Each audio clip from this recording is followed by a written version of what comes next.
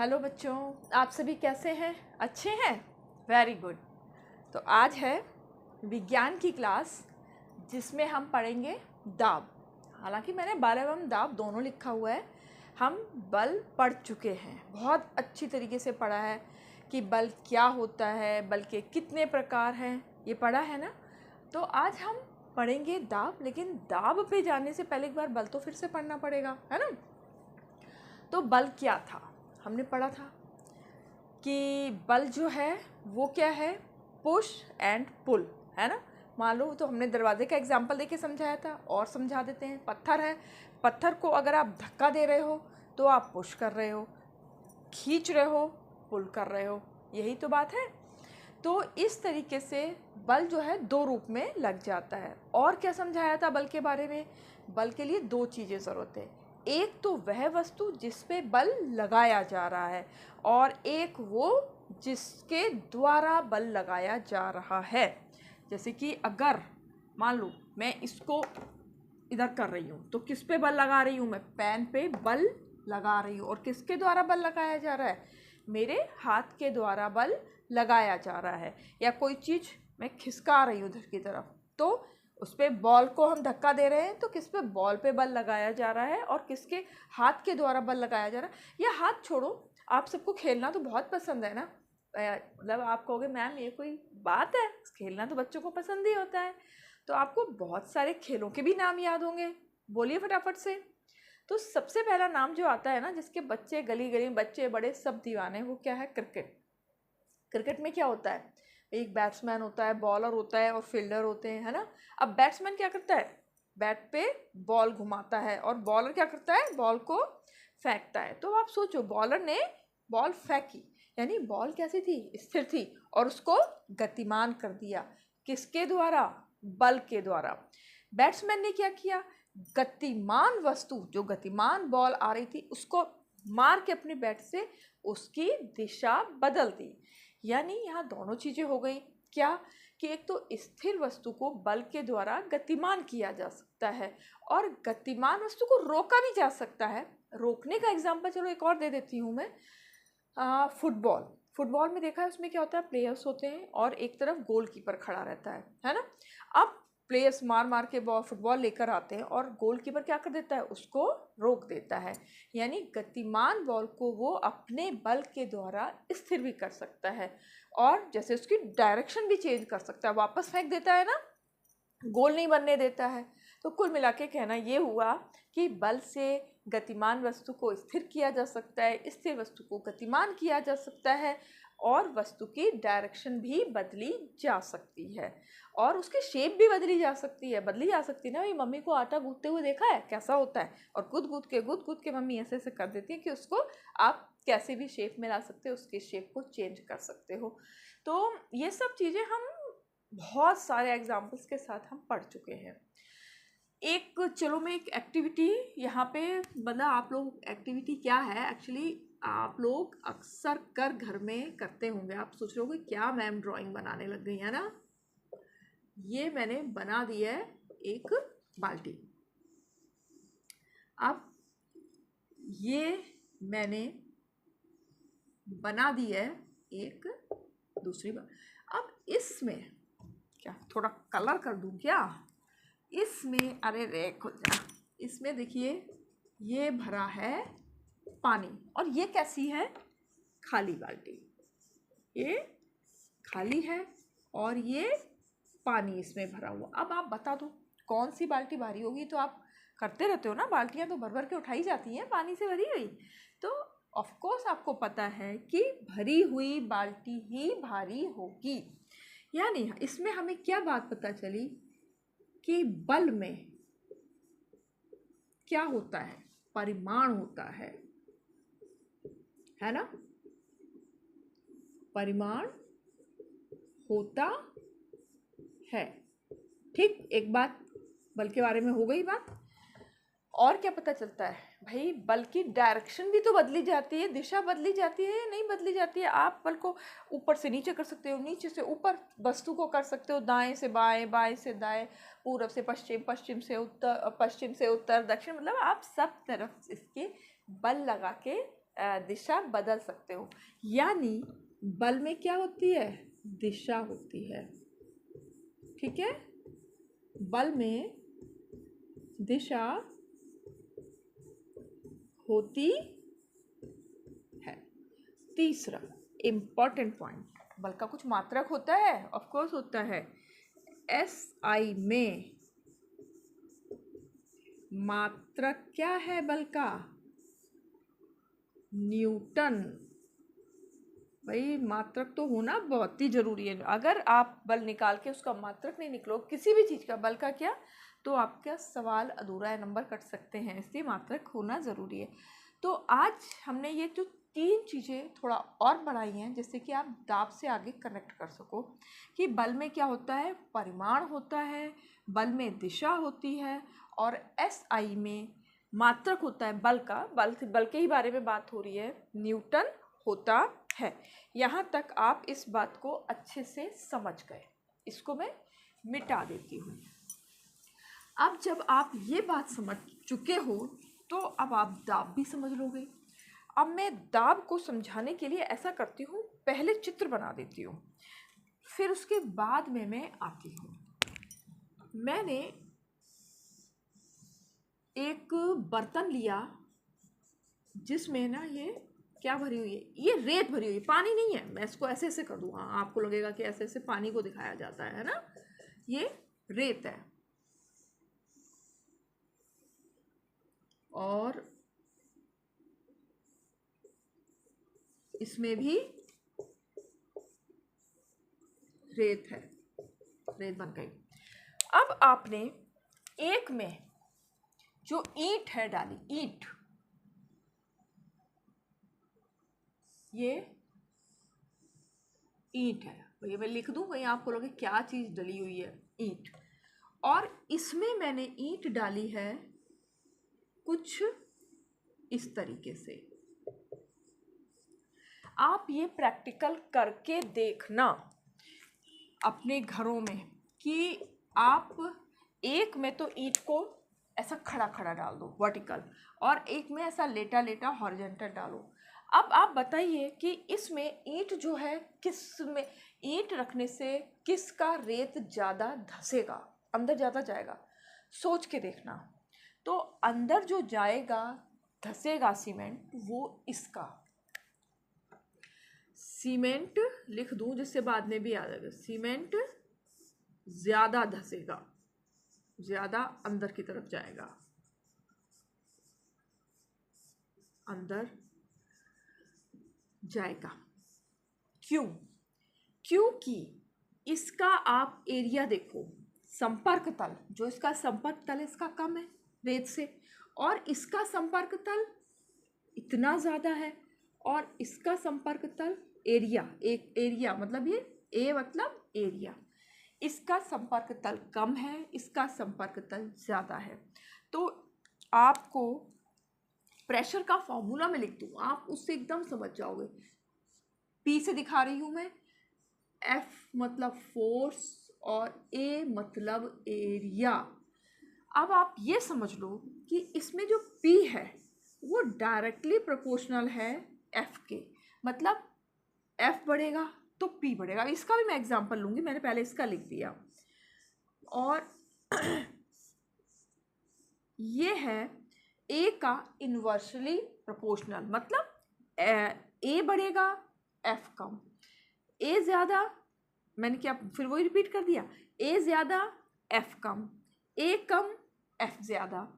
अब बस यही बात है कि अरे रे रे F नहीं सॉरी P, इसीलिए P यानी A ज़्यादा होगा तो दाब कम होगा, और अगर एरिया हमारा कम होगा तो दाब ज़्यादा होता है, ना उल्टे हैं एक दूसरे के।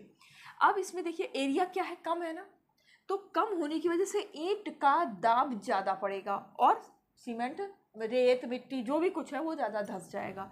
इसमें क्या हो रहा है, एरिया बड़ा है, ज़्यादा है, तो एरिया ज़्यादा होने की वजह से दाब कम हो जाएगा, और ये जो बालू रखी है ये कम धंसेगी।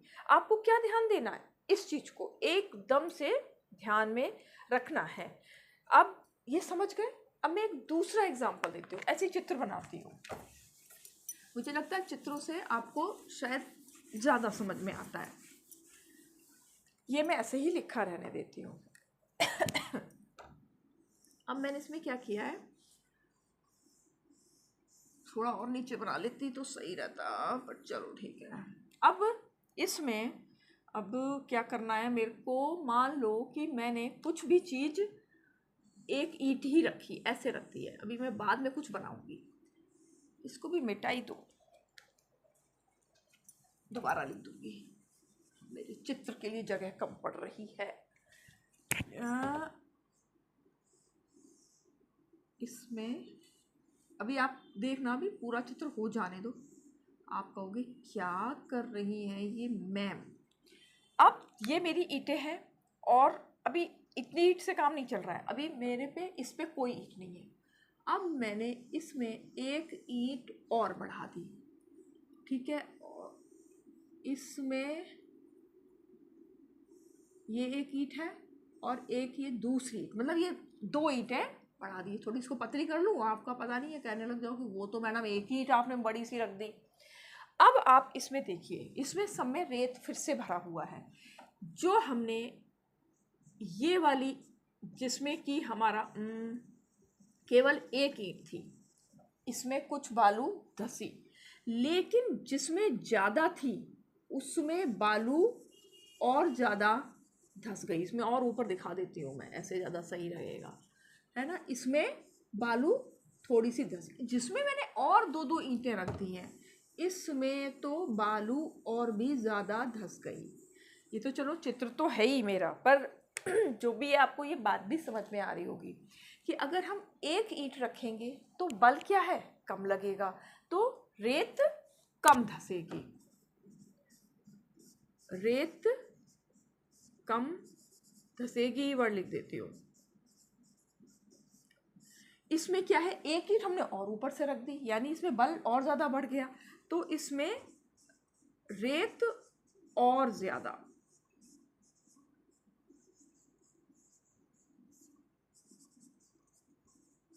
धसेगी। अब इसमें दो ईंटें आ चुकी हैं, बल और ज़्यादा बढ़ गया ना, तो इसमें रेत सबसे ज़्यादा धसेगी, सबसे ज़्यादा धसेगी। ये तो आपको पता चल गया। क्यों? आपने अभी एक फॉर्मूला पढ़ा था ना, P डायरेक्टली प्रोपोर्शनल F, बल ज़्यादा तो दाब भी ज़्यादा, बल कम तो दाब कम। समझ गए? क्योंकि फॉर्मूला है P बराबर F अपॉन A। ठीक है, चित्र से समझ में आ गया। अब मैं एक बार फॉर्मूला और लिख देती हूँ, जिससे कि और थोड़ी सी परिभाषा, छोटी सी बनाई हुई परिभाषा, जो आपको ज़्यादा दिक्कत नहीं हो। तो पहले तो मैं फॉर्मूला फिर से लिखती हूँ, P बराबर F अपॉन A, जिसमें P क्या है, दाब है, F क्या है, बल है, और इसको बोलेंगे एरिया, क्षेत्रफल। हाँ, एकांक क्षेत्रफल, एकांक नहीं भी बोलोगे तो भी है क्षेत्रफल। परिभाषा लिख देती हूँ इसकी, है एकांक क्षेत्रफल पर, देखो फॉर्मूले से ही बनता जा रहा है, लगने वाले बल को दाब कहते हैं। बस इतनी सी ही बात पढ़नी थी, कुछ खास नहीं है दाब, कि एकांक क्षेत्रफल पर लगने वाले बल को दाब कहते हैं, जिसमें P होता है डायरेक्टली प्रोपोर्शनल F के और इन्वर्सली प्रोपोर्शनल एरिया के। बस कि जहाँ पर भी एरिया ज़्यादा होगा, इसको मैं क्यों बार बार भूल जाती हूँ, पी, हाँ, जहाँ पर भी एरिया ज़्यादा होगा प्रेशर कम लगेगा, एरिया कम होगा तो प्रेशर ज़्यादा लगेगा। उल्टा तो नहीं बोल रही हूँ मैं, ठीक है। चलो मैं इसके एग्जांपल्स देती हूँ तो आपको एकदम से समझ में आ जाएगा। वो क्या कि आपने हील के सैंडल्स, लड़कियों की बात करें, लड़के तो नहीं पहनते हैं, लड़कियाँ हील के सैंडल्स पहनती हैं ना। आप देखो कि कैसे बनाऊँ, चप्पलें बना पाऊँगी मैं? देखिए, अगर जो है सैंडल, ये मैं ऐसे ही बना रही हूँ बस, एक होती है ऐसी चौड़ी सी हील है ना, और एक होती है एकदम पतली सी और आ जाती है नुकीली सी ऐसे करके। तो इसमें क्या होगा, इसमें क्या है, एरिया कम हो गया तो दाब ज़्यादा हो जाएगा, मिट्टी में चलेगी तो एकदम से धस जाएगी, होगा, क्योंकि वो एरिया कम हो गया। यहाँ पे क्या है, एरिया ज़्यादा हो गया तो दाब कम लगेगा। और देखो एग्जाम्पल, मैं लिख नहीं रही हूँ, बस मैं बोल ही रही हूँ कि आपने कुली या किसी को भी सर पे सामान उठाते हुए देखा है, तो वो क्या करते हैं, जब वो सर पे सामान उठाते हैं तो एक कपड़ा सा बांध लेते हैं। तो उस कपड़े की वजह से वो कैसा ऐसे साफी सी ऐसे ऐसे करके बड़ा सा कपड़ा बांध लेंगे। अब इससे क्या होता है, एरिया जो है बढ़ जाता है, एरिया बढ़ जाता है तो दाब कम हो जाता है। तो उनको जो इतना सारा बक्से पे बक्सा पे बैग वैग रख देते हैं ना कुली के, तो उनके उसका जो दाब है उनको कम महसूस होता है, ठीक है। और भी है, दुनिया भर के उदाहरण है हमारे विज्ञान की दृष्टि से। आप सोचो कि आसपास जो चीज़ें हैं ना वो सब विज्ञान से हो रही हैं। आपने कभी सोचा कि भैया सैंडल, नुकीली सैंडल पहनते हैं तो धस जाती है, वो इसकी वजह से, दाब की वजह से होता है। और चाकू, सेब काटो, अमरूद काटो, कुछ भी काटो, अगर आपकी चाकू की धार तेज है तो फट से कट जाएगा, क्योंकि एरिया क्या हो गया, पतला हो गया, कम हो गया, तो दाब ज़्यादा हो गया। और अगर आपका चाकू जो है ना थोड़ा मोटा है, आगे से पतला नहीं है, तो उसमें क्या होगा कि वो एरिया थोड़ा मोटा है, ज़्यादा है, तो कोई भी फल जो है, फल सब्जी नहीं कट पाएगी, या कटेगी तो बहुत ज़्यादा प्रेशर के साथ कटेगी, है। अच्छा, इसके अलावा कील लो, जैसे कील है, ये कील कैसी होती है, आगे से पतली सी होती है ना, ये कील हो गई, और ये ऐसे से आलपिन कील पतली सी। यहाँ पे भी क्या, एरिया कम है, और एरिया कम होने से एकदम से प्रेशर मारेगी और वो दीवार में धंस जाएगी। इसके अलावा वो स्क्रू से होते हैं ना, उसमें क्या होता है, स्क्रू थोड़े से मोटे होते हैं आगे से, तो ये दीवार में मुश्किल से धंसते हैं, क्योंकि इनका एरिया क्या होता है, बड़ा हो जाता है, और बड़ा होने की वजह से वो थोड़ा दाब अच्छे से दाब को नहीं मानता है। और एग्जांपल्स इसमें, आपके स्कूल बैग है ना, स्कूल बैग की आपने तनी देखी है, थोड़ी मोटी होती है। क्यों होती है, क्योंकि एरिया बढ़ जाता है तो दाब कम हो जाता है। भैया बच्चों का बैग बहुत भारी भारी होता है, तो इस वजह से उसके दाब को कम करने के लिए, कि बच्चों पे ज़्यादा प्रेशर नहीं पड़े, उसकी जो बेल्ट है वो थोड़ी सी चौड़ी कर दी जाती है। और इसके अलावा ट्रक है, ट्रक में आपने पीछे देखे कितने पहिए होते हैं, 4-6 पहिए लगे होते हैं। बड़े बड़े ट्रक है ना, उनमें 6 पहिए होते हैं, अगर ध्यान नहीं दिया है तो देखिएगा। तो वो भी 6 पहिए किस लिए लगाए जाते हैं, इसी वजह से लगाए जाते हैं कि जिससे उनका एरिया बढ़ जाए और वो दाब कम दें। दाब कम देंगे तो क्या होगा, सड़क थोड़ा कम टूटेगी, क्योंकि भैया सड़क बड़ा मुश्किल से बनती है ना, जगह जगह सड़क टूटी हुई आपने देखी भी है। उसमें क्या होता है, आजकल ना सामान इतना ज़्यादा, मतलब ओवरलोड कर दी जाती है हर चीज़, और ओवरलोड की वजह से प्रेशर वो डाल ही देते हैं, मतलब 6-6 पहिए लगाते हैं लेकिन फिर भी दाब पड़ जाता है। पर 6 पहिए वो इसी वजह से लगाए जाते हैं। चलो अच्छा, एक और, आपने दलदल देखा है, दलदल की कहानियाँ तो बहुत सुनी है कि दलदल में डूबो, आप जितना हाथ पे मारोगे उतना ही उसमें डूबते जाते हैं। तो आखिर उससे बचने का क्या रास्ता है, उससे बचने का रास्ता ये है कि आप अपने आप को ऐसा कर लो, चौड़ा कर लो, ऐसे। अब क्या होगा, ऐसे करने से आपका एरिया बढ़ गया, एरिया बढ़ने से दाब कम हो गया, तो आप थोड़ा सा रुक जाओगे उसमें जाने से, इतने में शायद आपको हेल्प मिल जाए। और अगर आपको हेल्प नहीं चाहिए, आपने सोचा है कि नहीं भैया हमें तो अंदर ही जाना है, तो आप क्या कर सकते हो, ये आप खड़े रहो ऐसे ही, एक पैर पे ही, अरे 2 पैर पे नहीं, आप एक पैर पे खड़े हो जाओ। एक पैर पे खड़े हो गए ना तो क्या होगा, एक पैर से एरिया और कम हो गया, और कम हो गया तो दाब और ज़्यादा पड़ा, और आप और ज़्यादा धंसे। और जल्दी धंसना है तो और भी अपने आप को एड़ी पे खड़ा कर लो, तो और भी जल्दी धंसोगे। पर ये सब नहीं करना है, हमें बचाव के रास्ते देखने। दलदल में फंसने पर आप घबराएं नहीं। क्या करना है, अब मदद के लिए तो पुकारे ही आसपास, लेकिन अपने विज्ञान की दृष्टि से वैज्ञानिक बुद्धि लगाइए और अपने हाथों को चौड़ा कर दीजिए, जिससे आपका एरिया बढ़ जाए और प्रेशर कम लगे।